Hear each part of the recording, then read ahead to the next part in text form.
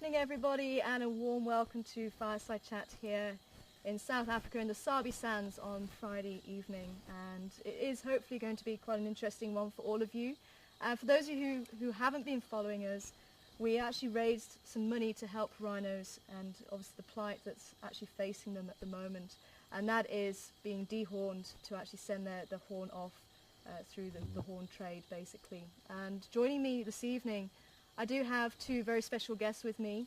We've actually got the representatives of the two organisations who are going to actually receive half of the donation, so 15,000 and 15,000 to each of the organisations. So I'm very happy to introduce to you Ari.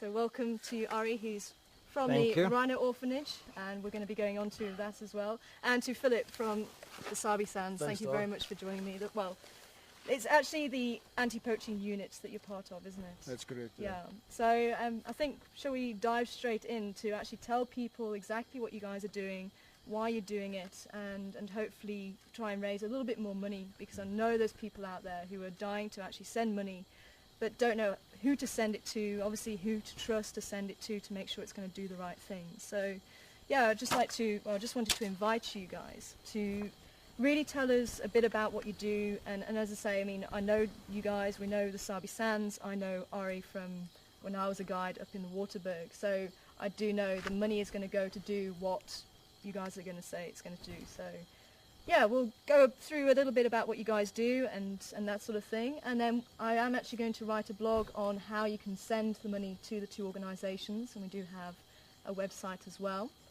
And also, if you would like to ask questions to these guys, then please do send them through to questions@juma.com, and we'll see if there's any interesting questions that do come through for you guys this afternoon or this evening. So yeah, Philip, do you want to take it away? You're from Cumic, hey? And yeah, that's correct, Tara, and thanks first of all for the viewers for donating this money. I think without the viewers' input in this, it's making it easier for us to get the necessary equipment for the guys in the field. What we actually do in the field is basically we're fighting a big battle here at this stage, where we get poachers coming in with high caliber firearms, and basically on a daily basis we fight this crime to secure this, as I'll be saying.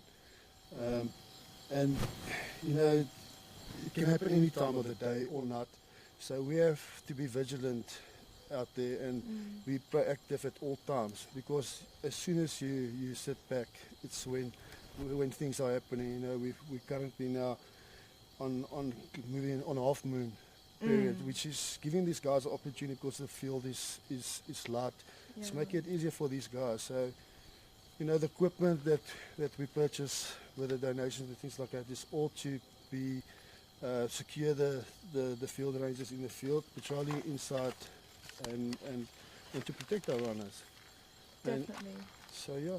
Because I mean, obviously with it coming up to full moon, I mean that's really going to be giving them. It's just as if you've got a torch out there sometimes, and that's what really makes it difficult. No, it's correct. I mean, if you walk in full moon this time, like especially now coming up, it's light up there. It's making it easier for these guys.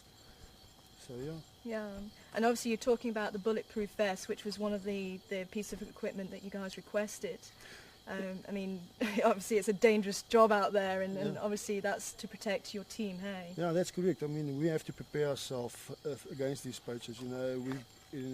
Those field rangers are the guys that's first in contact with them. So we need to equip them to be proactive. Yeah. So, and also, it's making the guys feel much protective when they've got something like that on. And to fight this battle, I mean, these guys are using high caliber firearms. Yeah. And especially in the field. They're not going to hold back to use them, are they? Correct. I mean, that's the thing. Yeah. So yeah, unfortunately, that is one of the things that you are sort of requesting. But there was another piece of equipment, wasn't there? There was the infrared camera that you were what we do talking to me is about. we use the flow imaging camera, which works with body temperatures, and also for tracking purposes. In the field we can use it to track with it as well. What also we've been implemented on the operation is that we make use of the dogs, which also played a big positive role in the anti-poaching unit. Because as soon as we find tracks, we can start tracking with the dogs, which is a very plus point for us, and it showed a big success on to the operation. Oh, that's good.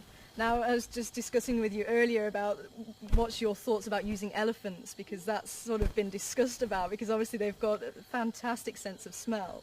I mean, what are your thoughts on that? Do you think that could actually help in any way? Yeah, no, look, the elephant's got a great sense. I mean, there's no doubt about it.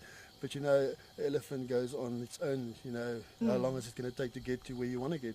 Yeah. Where the dogs are, you know, They're quite eager to quite get eager there. to get the job done.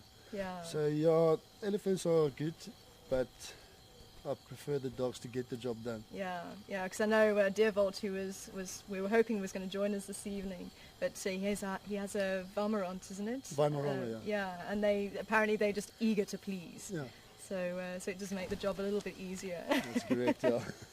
So yeah, but obviously the main reason why we wanted the money to go to you guys was because you're actually protecting the rhino that we see on drive. I mean, that was the biggest thing. For those of you guys that weren't sure about what we did and how we actually raised the money, we painted 10 t-shirts, myself, Sebastian and Mark, and actually had 8 t-shirts, and we had an auction to raise money for the rhinos. And actually, as the auction was going on, we had 2 paintings donated as well. So we were able to raise 30,000. Now, I was absolutely amazed. I was not expecting that amount of money.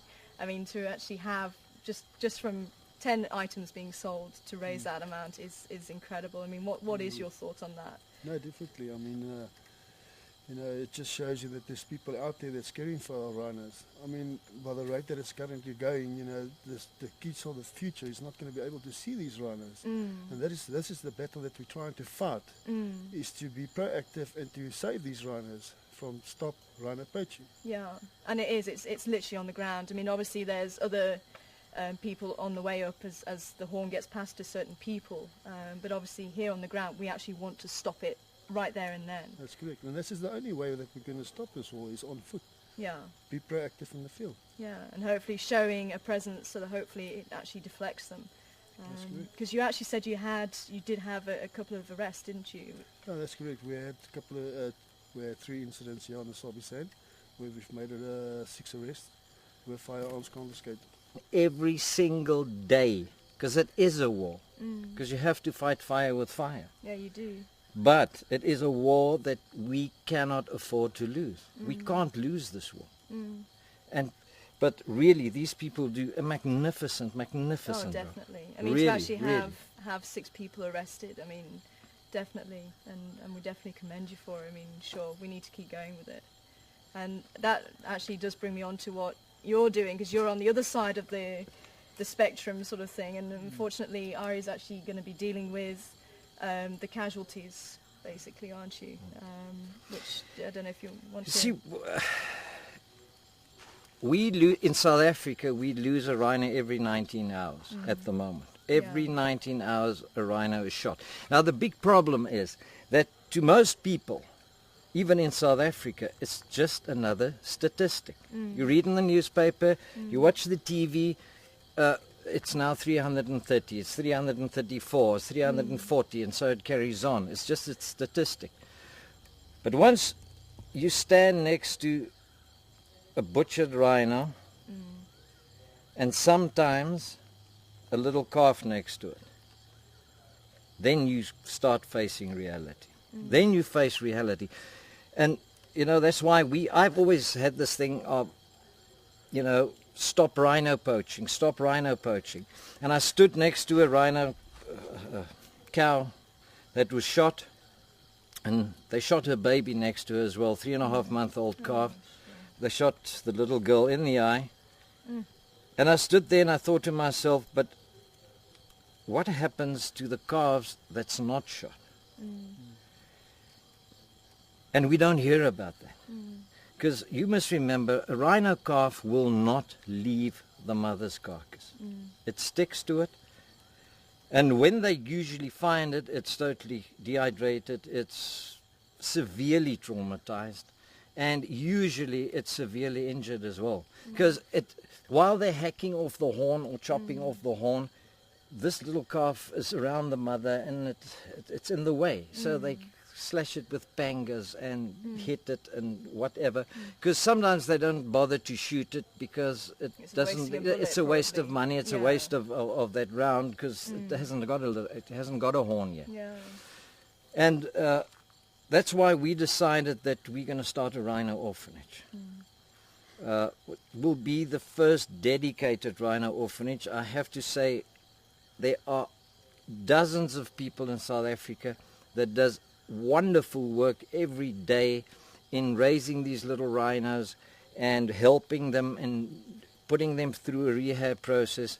But ours will be a dedicated rhino orphanage, and we will only do orphaned rhinos. That's all. So it's not just going to be a rehabilitation No, centre it's not going for to be a any other rehab. animal, just these Obviously, baby rhinos. we are going. Those who survive will be rehabilitated, and obviously they will be released back into the wild. That is our main aim, Yeah. to do it like that, to do it the correct way, so that they don't become human friendly Because that's and going to be a big problem. start bonding with humans in general, and because then you can never release them. Yeah. Because you were actually saying it's going to be easier to get into Fort Knox. Yeah, I well, mean- my whole theory is, security is a great concern there. And as we chatted before, and I said to him, I'm going to try and cut out the human factor as far as possible and stick to technology, because you can bribe a human being, but you can't bribe a camera or a computer. Yeah, definitely. I don't know. I'm not a very technical. I don't know. Can you? I don't know. Maybe you I don't can, think but. so, yeah. Depends on who's driving it. Security is a major issue for us, and it's really going to be easier to get into Fort Knox than to get into there.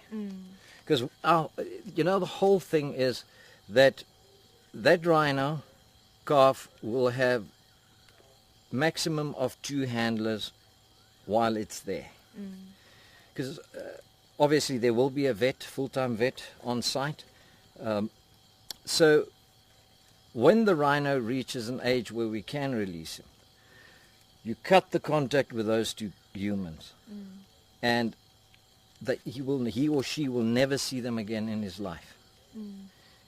And that rhino will be aggressive towards all other humans. But your problem is, once you make a circus out of it, come and see the little rhinos. Or come and play with the little rhinos, or you've got too many people working with them. That rhino imprints on humans in general, and then it's unreleasable. Because I always say the greatest gift you can give to any living thing, and that's humans included, are freedom. Freedom's the greatest gift of them all. So that's what we're going to try and do. Yeah.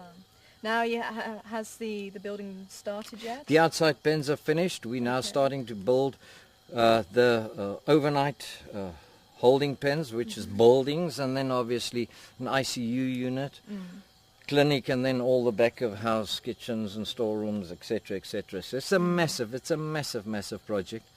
But luckily there are kind-hearted people out there, like you people, and that makes it all happen. That makes it all happen. Yeah, because when I was there, I think it was your first day of building when I was there a few weeks ago.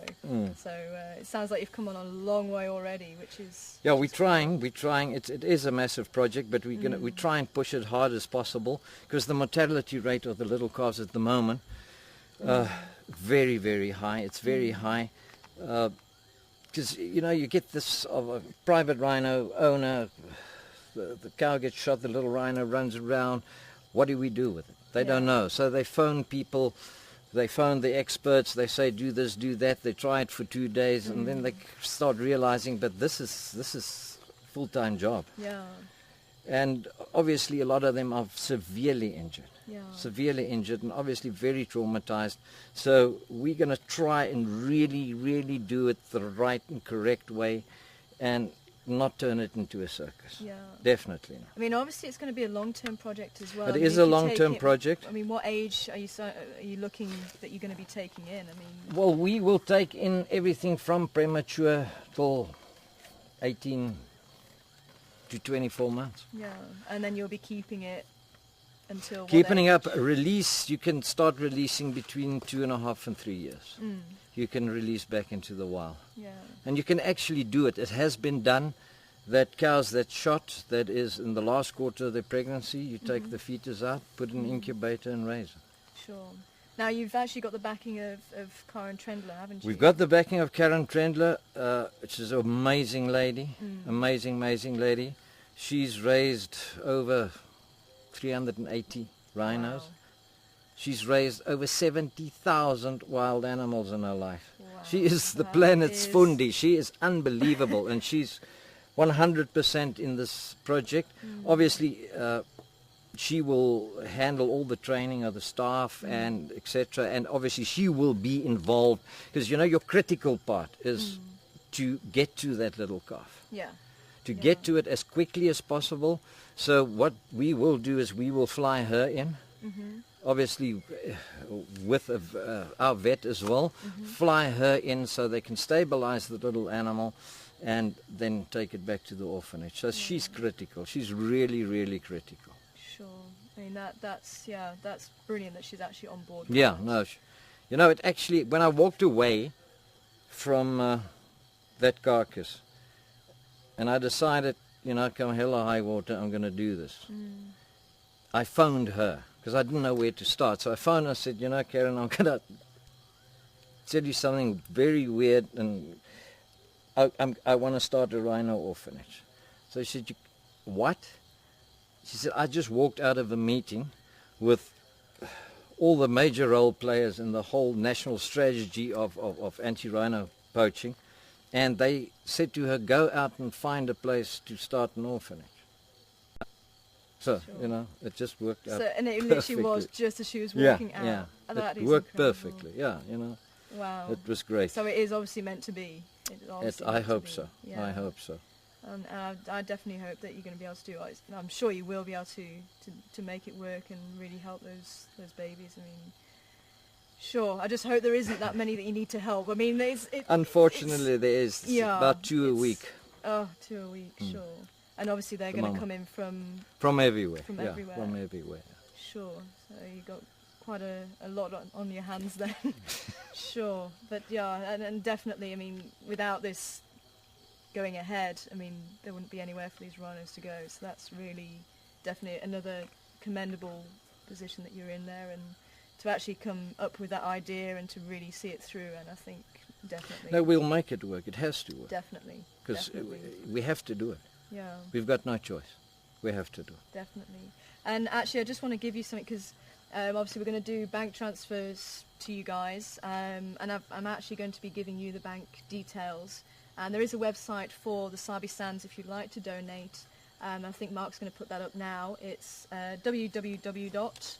And I do have the rest of it here. It's quite a long one.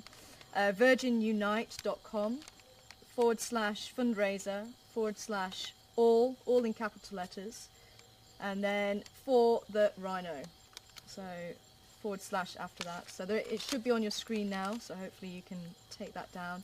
And I will be writing a blog and giving you the bank details as well. So if you do want to actually send any more money to the Sabi Sands, because I know both of you could do with any money that you guys do want to donate, and obviously you're going to give me the bank details for the Rhino Orphanage as well.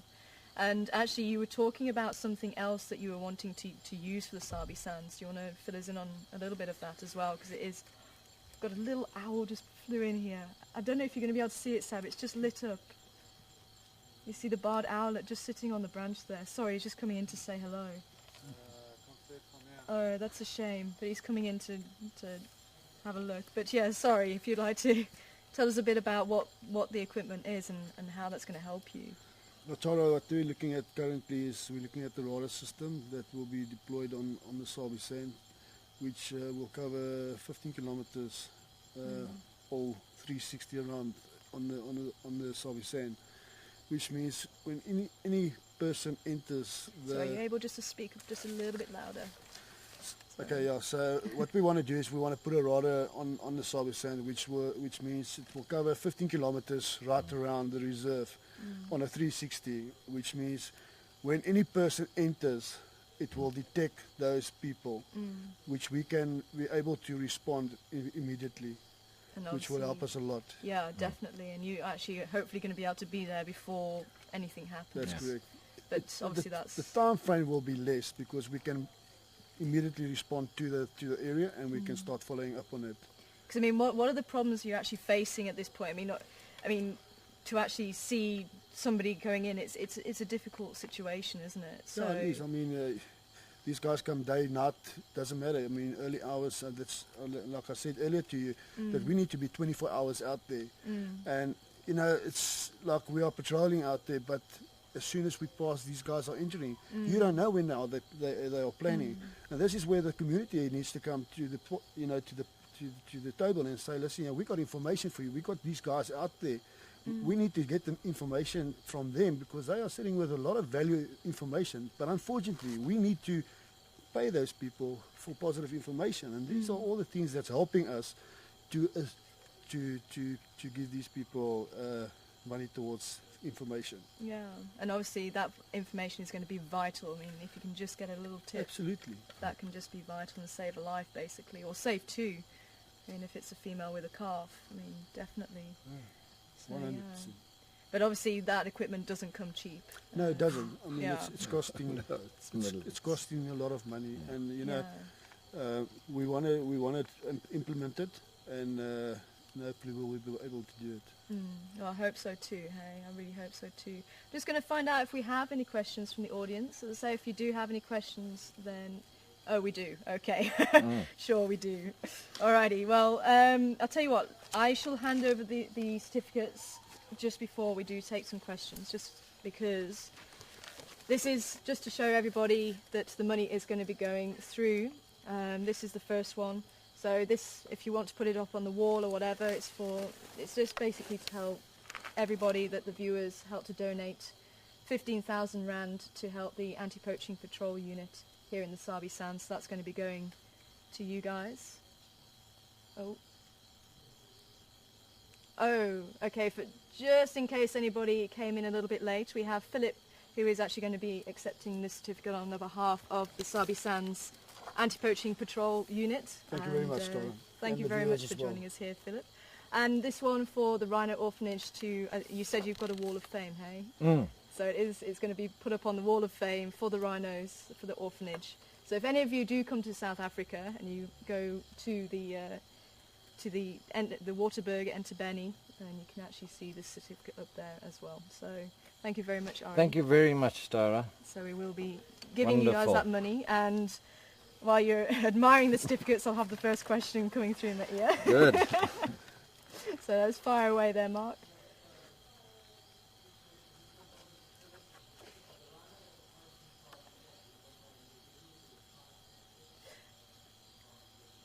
Okay, Ed Daves is asking, obviously I do want to just sort of outline, there may be things that obviously you might want to ask about, but there may be things that we're not going to be able to talk about, because obviously for either legal reasons or to keep things under wraps. So I have already said to them, if there is something that we can't really talk about, then obviously we do say.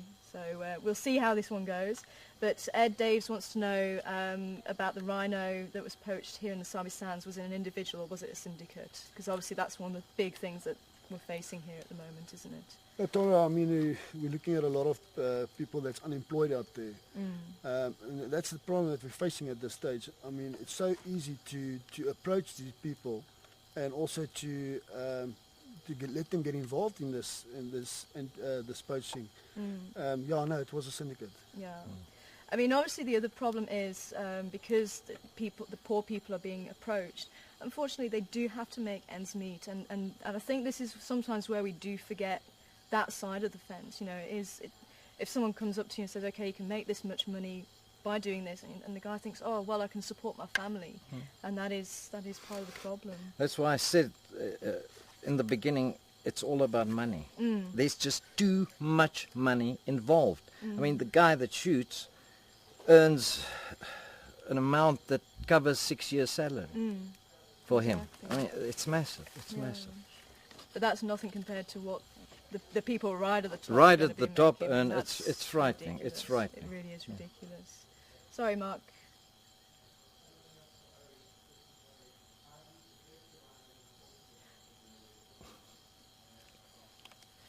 Okay, Tom and Enid want to know how you protect the rhinos in the orphanage as they're growing up. Because obviously they can become a target. They can become a target.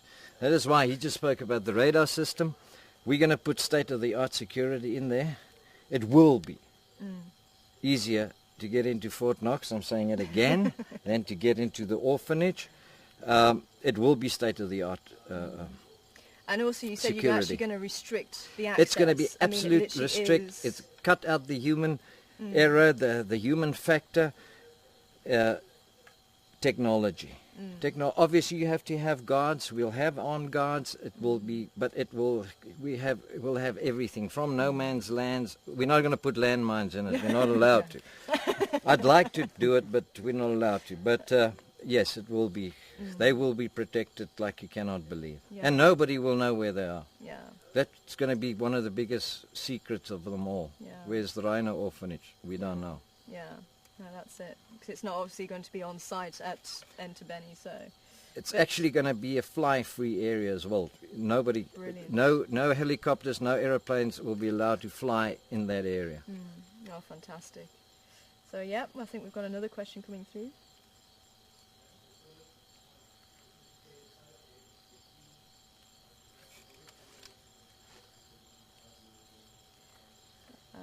So Ed, hi Ed, and thanks for your question there for Philip. I'm wondering if the bulletproof vests are actually going to protect you guys from the caliber of weapons they're going to be using. Yeah, no, look, definitely. I mean, it's basically just to protect us, and it's definitely going to help us. I mean, you're going to be more protective first of all, and also you're going to be more willing to fight the battle. It's no need to. It's no use for a person to go in the field and you're not protected at all. I mean, obviously, if you're going to be walking into someone with a rifle and you know, you've got just nothing, you go, sorry, mate, no. Yeah, I mean, especially you walk at night time. I mean, you are busy patrolling and things like that, and you walk into a car without a bulletproof vest, and you make contact with him. What is the? You can just imagine for yourself how the situation is going to end like. Yeah, exactly. So yeah, definitely needed. So. Definitely help. It's a high caliber rifle. You break a few ribs, but it's fine. Yeah. You'll survive. You'll survive. Exactly. Yeah. So have we got any more questions there, Mark? Okay, Beverly in San Francisco.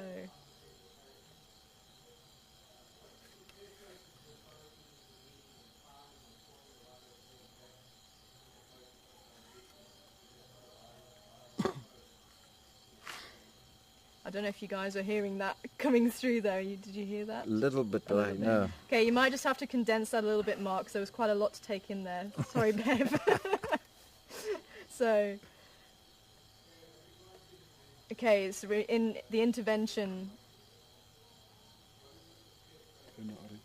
Okay, what's the success rate of intervening them, cutting off the horns? I think basically, are you actually getting there before they're actually getting to the horn itself, or is it pretty much, it's sort of they're in and out basically? I mean, the whole process is pretty quick, isn't it? Very quick. Yeah. So the actual intervention there. Oh, okay, I misunderstood. Okay.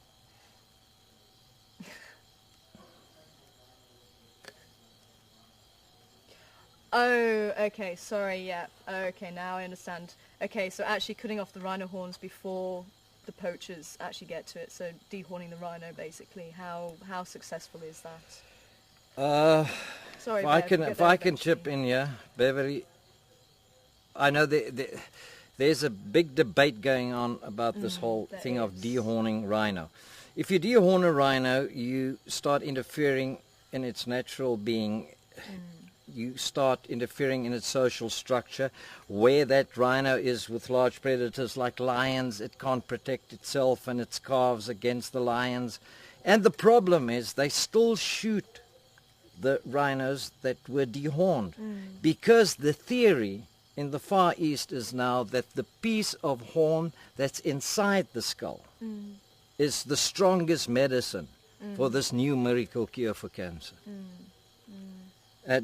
And obviously, sometimes the guy, he's been walking in the bush for 4 or 5 days. He bumps into a rhino that's been dehorned. He knows there's a piece in there, so he shoots it. Yeah. He shoots it. Yeah. I personally don't think that it'll work, or it works. Yeah. And I must admit, I'm also the same, because, I mean, the horn is there for a purpose, and that is to protect the rhino at the end of the day.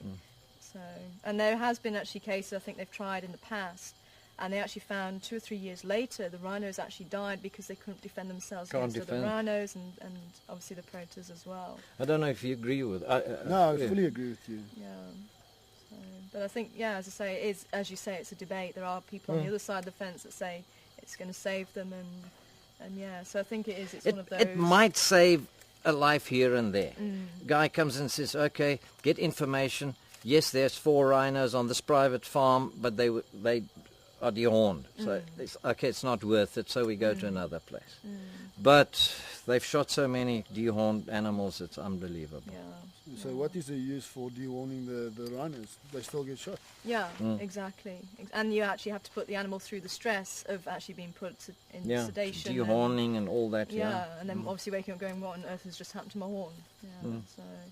So is there any more questions there, Mark? I think, was there another one to come through? Yeah. Yeah, we can take a couple more questions, I think, if there is any more.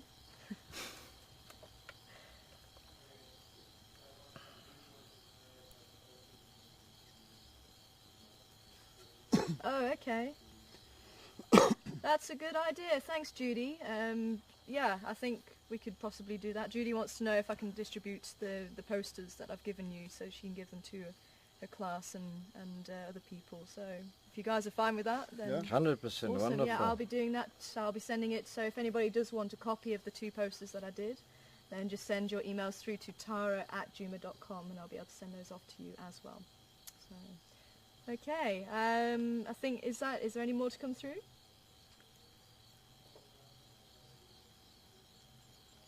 Okay.